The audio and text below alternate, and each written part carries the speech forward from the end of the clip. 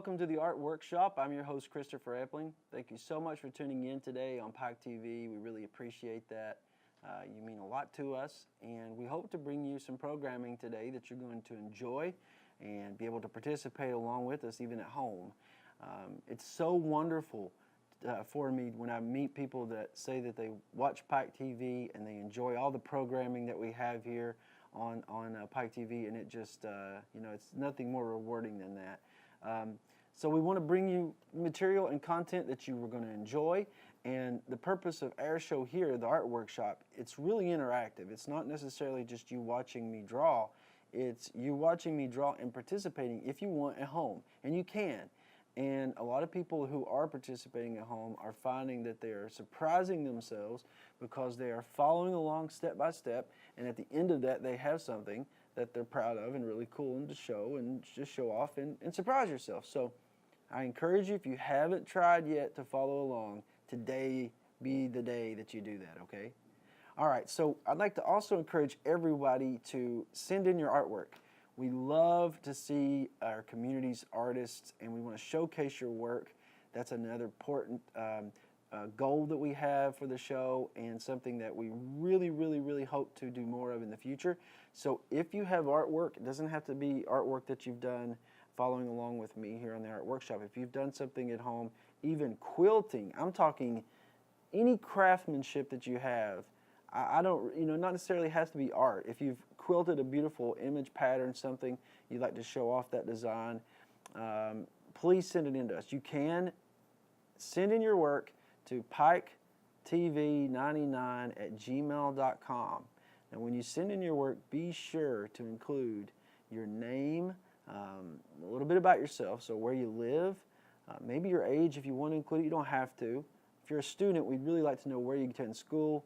That way we can help to promote, let people know that you are a young artist. We really enjoy students sending in their work. That's one of the favorite parts of sharing content here on the Art Workshop. Now, it is springtime as of the recording of this episode. We're actually moving a little bit closer every day to summer. And I don't know if you've noticed this or not, but after Easter, it's like everything just explodes. Blooming, there's flowers everywhere. Things are really, starting to fill out here in the mountains. And one of the things that happens whenever this time of year comes around is that, of course, we have certain insects that have went into hibernation, and now they're back. And one of those is the good old friendly bumblebee. Now, remember when I was young, I'd be running barefoot through the yard, and there'd be those little white flowers, and I would see a bumblebee, and not necessarily a bumblebee, I'm sorry, a honeybee. And you'd see a honeybee landing on one of these light flowers, and I would do everything in my power to avoid it, of course, which sometimes I didn't, so that's unfortunate.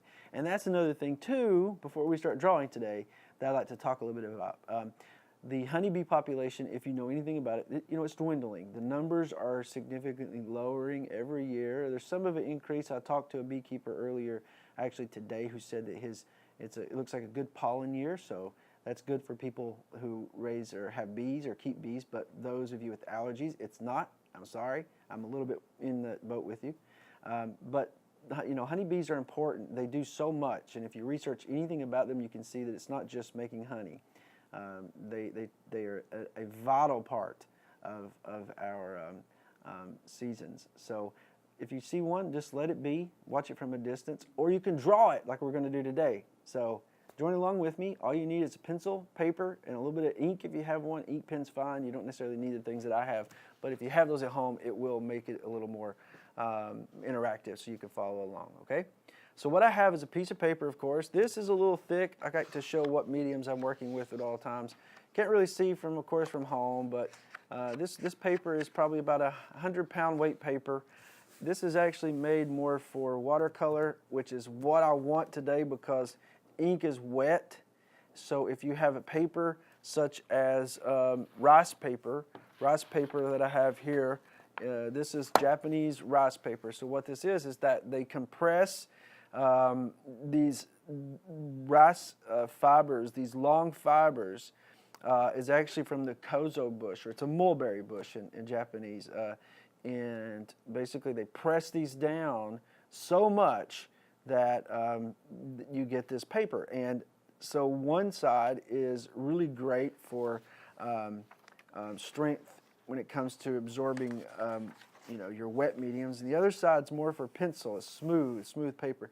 Now what I found though, most of the time when you use this, it does not hold ink very well. It actually starts to bleed through, and then also gets so wet that you can put your finger through it. So we want to avoid paper like this at home. Now if you have copying paper, that's usually around an 80-pound weight paper, and that's good to use. So just if you have thick paper, that's great. If you have watercolor, that's even better. Now I'm going to be using a mechanical pencil for this. This is actually blue lead, so I'll mark over here. You can see it's kind of white. And then also I'm going to be using good old graphite, which is a little bit darker. And I think for the purpose of the show, we'll probably use more of the graphite than the blue lead, okay? So we're going to start out here with our paper, and I'm actually going to slide this down just a little bit so you can see the whole thing. There we go. All right, so we're going to start out with our paper. We're going to make some basic shapes on here, okay? Very basic shapes. A circle, an oval, and another oval. That's all we need to draw a honeybee. Okay, but when we're finished with that, we're wanting to put some ink on there. Now, this is Sumi ink. You do not need this ink at home. I just like sharing the mediums with folks that are really interested in art. Let's say you want to do this, as a profession even one day. You need to know what's out there. So this is one of the very darkest inks you can find. This is a Japanese-based ink. You can also get Bombay ink too. This is blue India ink. You can find India ink just about anywhere. Office supplies even are sold. And we're going to be using, though, black today and a little bit of white. All right, so we have some white India ink. Of course, you need an eraser. That's an important thing, too. And just for fun, we may throw in a little bit of yellow ink as well. So that's our color base we're going to be working with. Real simple, no problems. All right, so when you see me using this little thing a little bit later, all that is where I put my ink in, and I'm used to pull it out and put it on the brush. Let's start out now with our basic shapes. So like I said, you're going to start out first with some real simple stuff. Go ahead and draw an oval, just like that. The top of your paper, just this oval here, right? So real simple, doesn't have to be perfect. Once you have that oval, I want you to go ahead and drop down a little bit here, and you're going to draw a circle. Now your circle is going to be a little bit larger than your oval. Now you're probably thinking to yourself, that's going to be a big giant honeybee, and you're right, it is, because we want to be able to have so much of this space to work with, right, to put color on. Now what you're going to do is you're going to drop down. You're going to drop down here below, and you're going to put another oval, but look at the direction this oval is going in. It's actually going upward. So you have almost like a snowman. This could be a snowman, but it'd be a very awkward looking snowman. So that's the only shapes we need. Now going back up to the top up here, on both sides, I want you to go ahead and put in this circle here and a circle here. So you see that's kind of close together. It's looking more and more like a snowman as we go along, right? All of this area here is going to be the small little hairs that are on a honeybee. So that's going to fill up all this space. It's going to come down and taper down, just like our little area here is doing, taper down, and then we're going to form the honeybee's tail, okay? And the tail, actually, I guess you call it a tail. It's going to come back to a little bit to a point and back up. So there we go. Basic shapes, nothing too much, no trouble. We're still good, right? Going back up to the top, though, let's put a couple of these little antennas coming out. We got one here and a little bit longer one here, like that. Okay. Now, that's all we need. The wings will come later, okay? So don't worry too much about the wings. Now, you're going to be putting ink onto this. So in order to really understand where you want to go with your ink, you want to make some shapes, some general shapes that fill out kind of where the ink will go. Almost like, think of it like this. You're drawing your own coloring book. So the lines that you make here are going to be the lines that you use to put your ink inside. Drop down all the way to the tail. And we're going to put one little shape here. You can go ahead and color it in if it helps any. So I just drew a straight line, and I'm coloring in the tail a little bit. I'm going to jump up now to here, and now at this point, what I'm going to do, I'm going to put two lines. These are the stripes that make up the honeybee. Now you remember, though, that the honeybee stripes aren't necessarily like what you see in cartoons. They are not perfect. They are really different. Each honeybee is different. Some of the lines may come together and really close like that and be thin.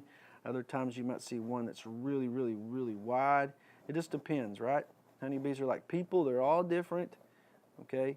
And so once we fill in these shapes, almost like tiger stripes, we're going to stop. So that's the areas that we have here. Now the wings will come straight out, and actually I have drawn my honeybee so big that my wings are going to have to extend off of my paper, which is fine. So draw one line coming out this way, and I actually drew that too far up, so if you've done that, erase that.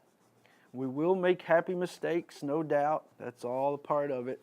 I tell students all the time that, you know, nothing that you create is perfect the first time, and it's never perfect even when you're done. You can rework something over and over and over. The main goal is for you to be happy with it, okay? There's no such thing as really perfection in anything. All right, so we could drop down, even people for sure. Down to the bottom, we're going to do another line coming in like this, and then we're going to come out this way. So our wings are starting to form.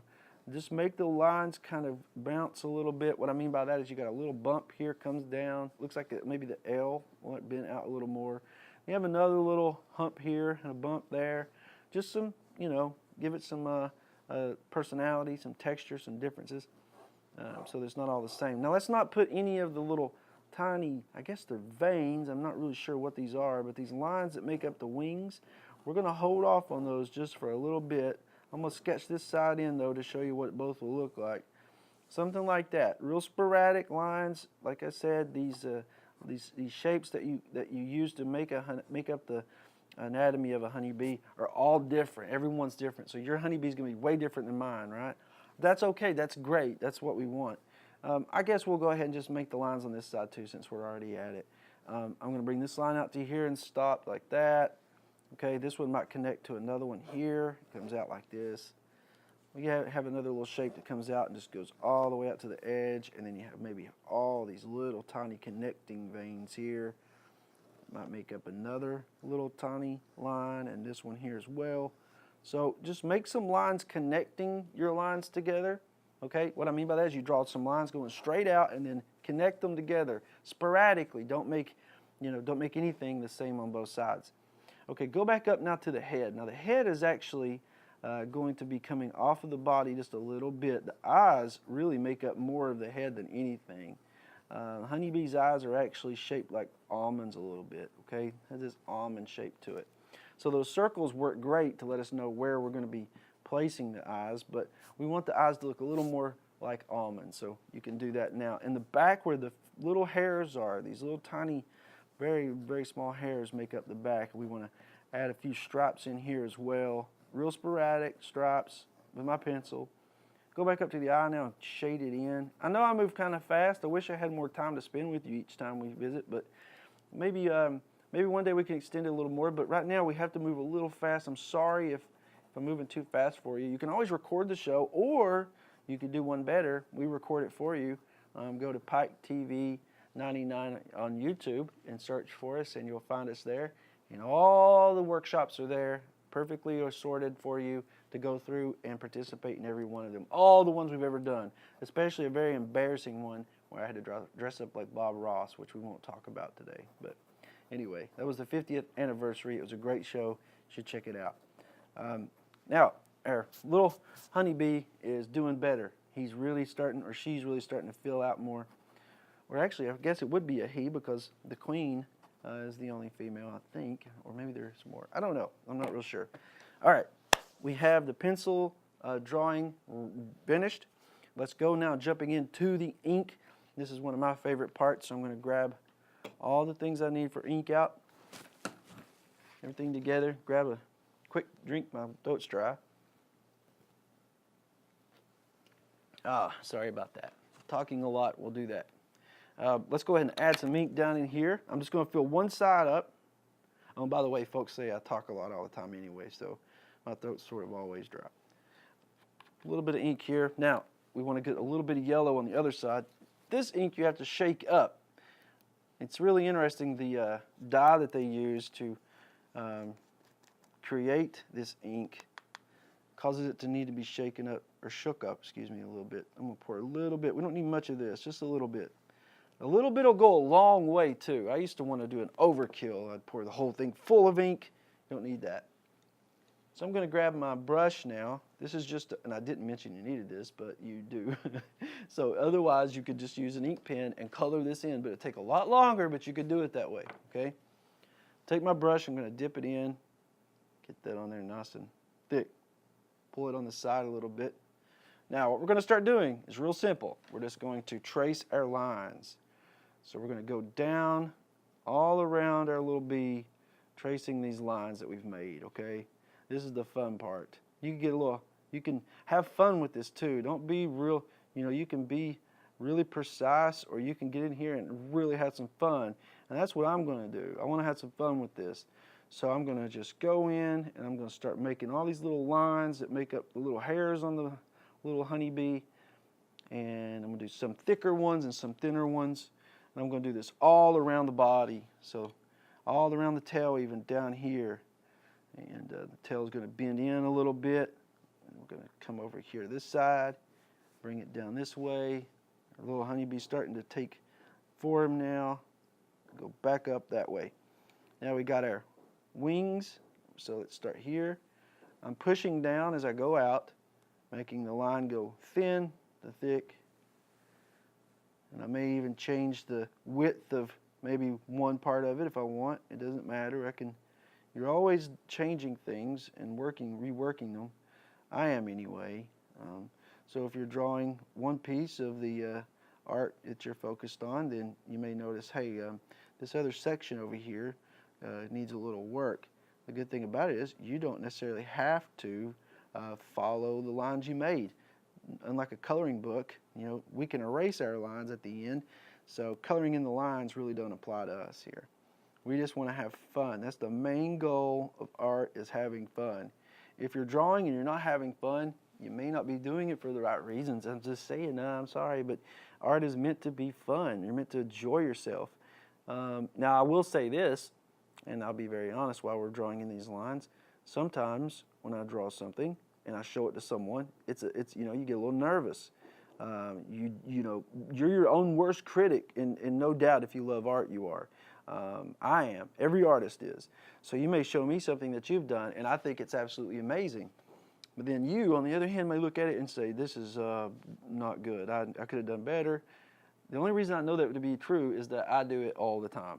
Okay? And artist friends of mine that I've talked to will agree with me, and it seems to be a universal thing. I've never actually met an artist who says, you know what? I like everything that I do, and I'm happy with it, and there's no problems. I've never met someone to say that to me before who like art. All right, now these oval-shaped eyes. Stop talking for a second there because I had to focus a little more because those lines can be a little tricky. You want it to have that little bit of a give, that little bit of a tip on the ends down here. What we're going to do now is really get in there, and we're going to focus on putting some heavy ink down. We've traced our bee out. You know, I wish we could fit the wings in, but it's okay. What we want to do now is get in there and really put some definition. So starting up here at the top, I want you to get your brush and really load that ink in there. This is where the real fun comes in. And you're going to dab it across the body of the I want to keep calling it a bumblebee, of the honeybee. Just dab it across. Okay, we're going to put some sporadic lines in there because, like we said earlier, every honeybee's different. You just keep on, and what you're doing is doing a little bit of a brush stroke, and then you're going to dab it. Brush, then dab. Brush, then dab. Okay? Unload all that ink into the honeybee on the surface. Okay? Brush it and dab it. Brush, dab it. Okay? Over and over. All right, let's do it again. Let's keep going. Okay? We have to do a little bit of a brush and then dab that ink on there. You can brush again after you dab it a little bit. What the dabbing does is it unloads that ink onto your canvas or your whatever surface you're working on. Okay, now we're going to go ahead and color these eyes in really nice and black. We want those eyes to really, really, really just be solid black all around. Okay, it's important. We want to also go ahead and work this tail in while we have time too. There's one last step of this I want to be sure and get in while we can. Starting down here, dab that, brush. Now we're doing it in reverse now. Dab it, brush. Load your ink up some more, dab it, brush. All right? I could say that over and over, but you get the point. Anytime you see me move my brush up and down like this, I'm dabbing. When I do this, I'm brushing. The dabbing just lets me get all my ink off. So I get that ink unloaded. Once it's on the canvas, I can move it around. Dab it, real good. I'm going to do both sides this time. Dab it over here, and then connect them. Just like that. And I like that it's sporadic. I'm even going against my drawing. So like there's lines here I'm not even following. I don't want to follow. Back up to the top here. Let's go ahead and color this head in a little bit more.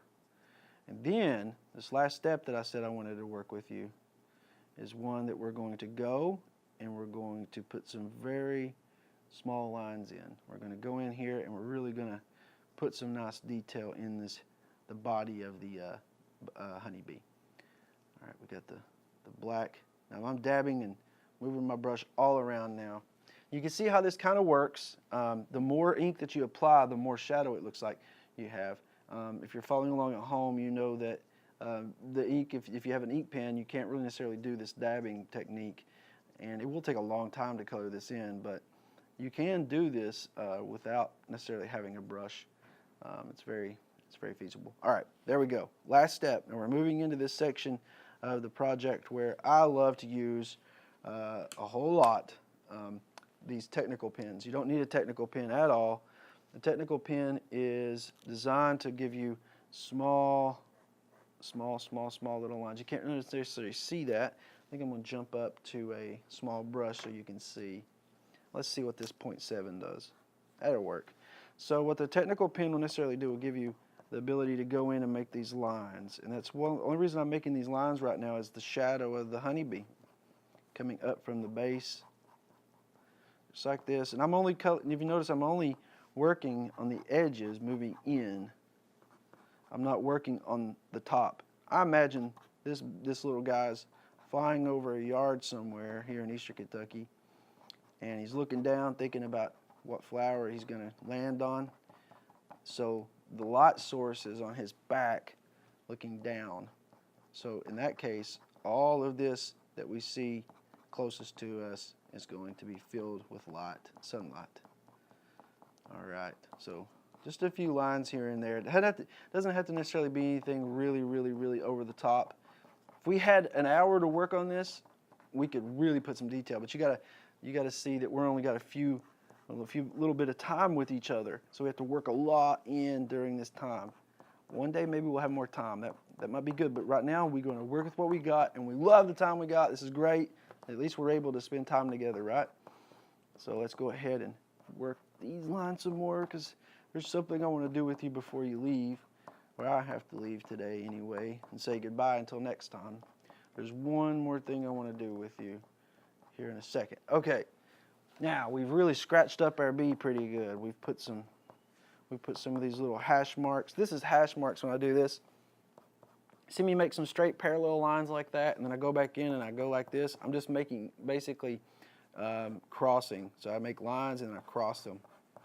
Almost like tic-tac-toe, but you don't stop. You just keep going, right? You keep making those tacks and toes, or at least the lines for them. And you keep adding them over top of one another. Keep on adding them over and over and over again. Because what you have eventually is all these little patterns that look like shadow. But it's not shadow, it's just these little lines I'm making. All right, we've done a pretty good job on our bee now. So here's the part I wanted to do with you before you left. I'm going to take another brush. This one has no ink on it. I'm going to put it in the yellow here, and we're going to put a little bit of yellow on our bee. And not a lot, just a little bit. Actually, what I'm going to do while you're here with me is show you something that kind of happens in the moment. If you got water, pour a little bit out in the lid. Okay, set that down right beside of your ink. You need water to dilute the ink a little bit, because I don't want that strong of a yellow. I don't want it that strong. I want it to be a little, there it is. That's what I'm looking for. I want it to pull some of this ink that I've put on here already. So I want it to actually, yes, pull the black. It's okay, it's mixing. Now if I was wanting to do something a little more, you know, a little more precise, maybe I wanted to do something that didn't look so, you know, like almost like it just looks a little sketchy, not in the you can't trust it sort of way, but in the, you know, there's a lot of lines here. This isn't precise. This is more of a very fast sketch design, right, that we're working with, which is great. So this is what I'm going to do. If I have this type of technique, I'm going to mix all these together. It's fine they're mixed together. I don't care a bit. I think it adds to it a little bit. There we go. We want to make sure, mix a little bit down here. So if you can notice right here, this looks like a really strong yellow. The rest of this is really diluted, right? So you've got this really nice washed out looking yellow. Then you get here and this is really, really bright. So that was due to me not having water in my brush when I started. Now the thing about ink is that once it's on this canvas, if you applied it very thick, you can go in and, you know, mess with it and get it to look a little darker, but once it's in there, it's in there.